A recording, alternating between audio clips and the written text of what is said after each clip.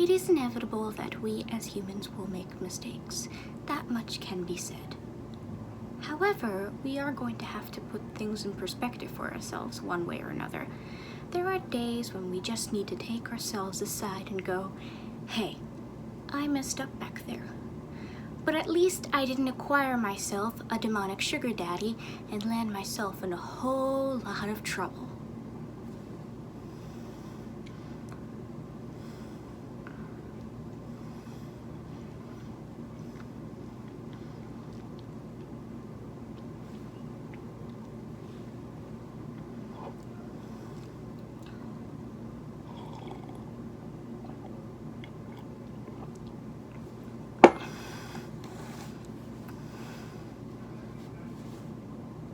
Yeah. Hello, my darlings. I'm Lucia, and welcome to my little corner of BookTube. Today, I'm not exactly going to be reviewing a book, but rather a play. A very well-known play, in fact. Perhaps not nearly as well-known as Shakespeare's Hamlet or Miller's The Crucible, but a rather popular play regardless. And that play is Johann Wolfgang von Goethe's Faust. To clarify, I will be reviewing part 1 of Faust. Yes, there are 2 parts, it's just that part 1 is far more well known and can be viewed as a single play in and of itself. Oh, and just as a warning to the wary, this review will contain spoilers.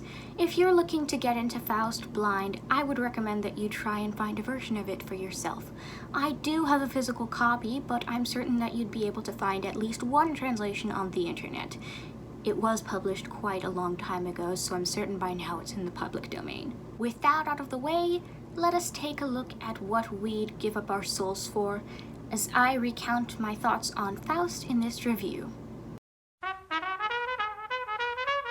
Alas, I have thoroughly studied philosophy, medicine, law, and unfortunately, even theology with sweat and effort. Yet here I stand, poor fool, as clever as I was before. Our story begins here with one Heinrich Faust. A renowned doctor, he is dissatisfied with the fact that even with all his knowledge, he still hasn't achieved all that he wants to. In comes Mephistopheles, who is made a bet with God in regards to corrupting our dear doctor. He initially follows Faust home in the form of a dog. And to those of you curious, yes, this is where the line, "so that was the core of this poodle" comes from, though it's often divorced from context. Revealing his identity as the devil, Mephistopheles confesses that he's heard Faust's laments and proposes, "Bind yourself to me. You shall see in the days to come my magic skills with pleasure. I will give you what no man has ever seen beyond all measure." In more concise words, Mephistopheles offers himself as a demonic sugar daddy to Faust, promising him all sorts of goodies such as knowledge beyond mortal comprehension and anything he can ask for in exchange for the small price of his soul. Goethe is not the first person to use the deal with the devil storyline, let alone retell the myth of Faust. Christopher Marlowe wrote Dr. Faustus several centuries earlier. But I think part of why these storylines have been used so often is because they're so inherently intriguing, and just as Mephistopheles offers our protagonist a wealth of gifts, the premise of Faust opens up a wealth of possibilities. Quite a few of these possibilities end badly. One of the things I really like about Faust is the pacing. I found it to be a very fast-paced read, and while I don't usually have a preference for pacing in my stories, I think that Faust handled its quick pacing quite well. Within moments of Gretchen rejecting Faust with, "I'm no lady, nor pretty, and need no escort to see me home," we see her and Faust mere days later strolling through the gardens and chatting like lovers thanks to Mephistopheles' influence. Yet another thing I'd like to bring up with Goethe's pacing is while the speed of Faust is definitely quick, it's not outrageously so. The scene with Faust and Gretchen in the garden provides us with an opportunity to get attached to them, or for those who are less sympathetic to Faust, at the very least realize the benefits that Mephistopheles' contract brings him. And then we witness Gretchen end up in prison after she drowns the child she had by Faust not very long after. It's a sobering scene that reminds us while Faust may be immune to the consequences of his actions, the people around him are not. "What's the use of fleeing?" says Gretchen as Faust tries to help her escape. "They lie in wait for me. It's such misery to have to beg, and with a bad conscience to boot." And indeed, she really doesn't have much left. Her mother and brother are killed by Faust as he tries to get closer to her, her brother in particular cursing her as he dies and wishing her dead. And here she comes to realize that Faust doesn't love her, but instead pities her. The plot of Faust is not an exceedingly complicated one, but it is a good one all the same. There were definitely scenes that initially confused me upon first reading it. For example, the scene in the witch's kitchen where the witch brews Faust a potion to make him look more attractive. It is still a necessary scene that I appreciated much more upon re-examining it. Faust has an interesting plot, and one with a fitting ending. We learn that Gretchen will be saved when a voice from the heavens declares it so, but Faust and Mephistopheles' fate as they leave the dungeon is left unknown. I was quite satisfied that we at least got closure between parts 1 and 2, but I think that even without part 2, the ambiguous ending is just as well suited for a standalone play as opposed to just one part. As mentioned earlier, I find a deal with the devil premise to be one full of potential, and for me, the plot of Faust reached that potential. Something that's very specific to plays is the fact that while you can give your characters as many specific personality traits as you want, the sort of people they are will always be dependent on how the actors portray them. This, I think, is a less traditional way of giving your characters depth that still works. So I really adore how it's handled in Faust, for the main characters at least. Goethe could have easily made Faust into a ham-fisted story, shoving some kind of moral down readers' throats about how to avoid falling prey to temptation. But he didn't. He gave us a protagonist and deuteragonist who are incredibly fascinating characters in their own right. I speak, of course, of Faust and Mephistopheles. What of Faust's true nature? Sure, when he makes his pact with Mephistopheles, he says, "The Great Spirit has scorned me, nor can I fathom nature's secrets. The thread of thought is torn asunder, and I find all knowledge nauseating." He implies that he wants to put the knowledge Mephistopheles could give him to good use, but his actions in the play, especially considering how he doesn't really think about Gretchen as a person at all, more of a prize to be won, certainly contradict that. Maybe he wasn't as good of a person to begin with, or maybe he was just really stupid. That last one wasn't entirely out of left field. Judging by the history I've studied, it seemed like you didn't really need many qualifications to be a doctor back in the day. The same goes for Mephistopheles, the grand demonic sugar daddy himself. I think he's more than just charismatic and unambiguously evil.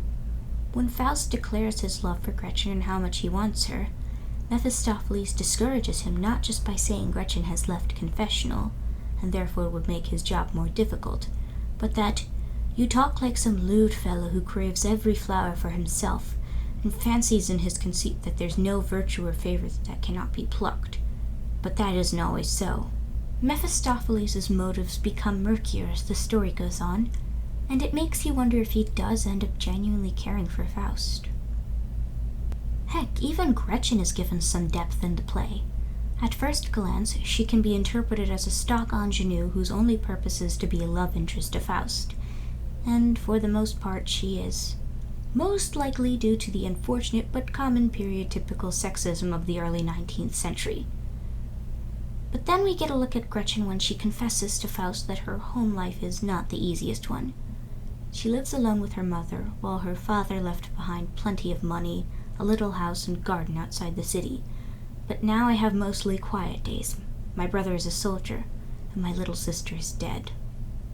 It's very possible that aside from Mephistopheles' influence, that Gretchen could be so easily attached to Faust because she's so young and her personal life is so difficult. It does provide her with a little more potential characterization beyond being Faust's love interest. It makes you wonder if part of the tragedy in the play is that Faust does not really see Gretchen as a person, but as a prize to be won. Unfortunately, this potential for depth does not extend to every character in the play. In particular, Faust's colleague Wagner and Gretchen's family do not have as much potential for depth compared to its titular character and deuteragonist. They have personality, don't get me wrong, but as I said earlier, not to the same extent. I suppose, though, that this may be necessary. Trust me, as an aspiring writer, I learned the hard way that sometimes not every major and minor character in your story can be incredibly complex and deep. Sometimes you do need a character that's simply a plot device to move the story along. For me, Faust's characters vary from meh to oh goodness me, what incredible character work. But if there's one thing they all have in common, it's that they fulfill their various purposes and work well within the confines of the story. Even though I have no access to the original German, and no way of understanding it because I don't speak German, yet this skill comes across beautifully in the translation I possess. Faust has some of the most lyrical, beautiful, poetic writing I've seen. For some specific examples of what I mean. From Mephistopheles, in the end you are just what you are. Put on a wig with 1,000 curls, put your feet in shoes the height of an L. You will always remain simply what you are. From Faust, happiness, heart, love, God, I have no name for it. Feeling is everything, names are the muffled echo and smoke that envelop the glow of heaven like a fog. And, in the last bit of Valentine's monologue after he's stabbed, I say, enough tears. When you set your maiden honor apart, you stabbed me straight through the heart. Through the sleep of death I go to God, drawing my last breath as a soldier brave and decent. On the subject of Valentine, it's harder for me to take his death scene seriously when he bleeds to death as he says his monologue. Mr. Valentine, you are dying. You are stabbed. Why are you wasting your energy on chewing your sister out? I don't even think you should be alive at this point. Still, even that is made up for by just how raw his death monologue is. It's so full of anger and vitriol and so in line with the wonderful quality of the rest of the play. From the little amount of research I did regarding Goethe before I began this video, he also wrote poetry, which explains the very lyrical, very intense quality of the writing here. And his very lyrical style fits quite well for the subject matter of the tragedy of Faust. It's absolutely stunning. I love Faust. It's got such a wonderful premise, a dark and captivating story, gorgeous writing, and intriguing main characters. This is a play that, aside from standing wonderfully on its own, has inspired me when it comes to my own original writing. Not only that, but there's so much to unpack with it in terms of analysis. Maybe that could be a video subject for a later date. If memory serves, Goethe mentioned that he did not intend for Faust to have a moral. Yet there is still so much interesting symbolism in things referenced within the play that made me think long after finishing. And in my humble opinion, if your work makes me think for weeks on end after I finish it, you've written a darn wonderful book. Thank you all so much for watching this video. I do so hope you enjoyed it. My social media links will be in the description. I hope that you're having a nice day, and if not, that it gets better. Bye!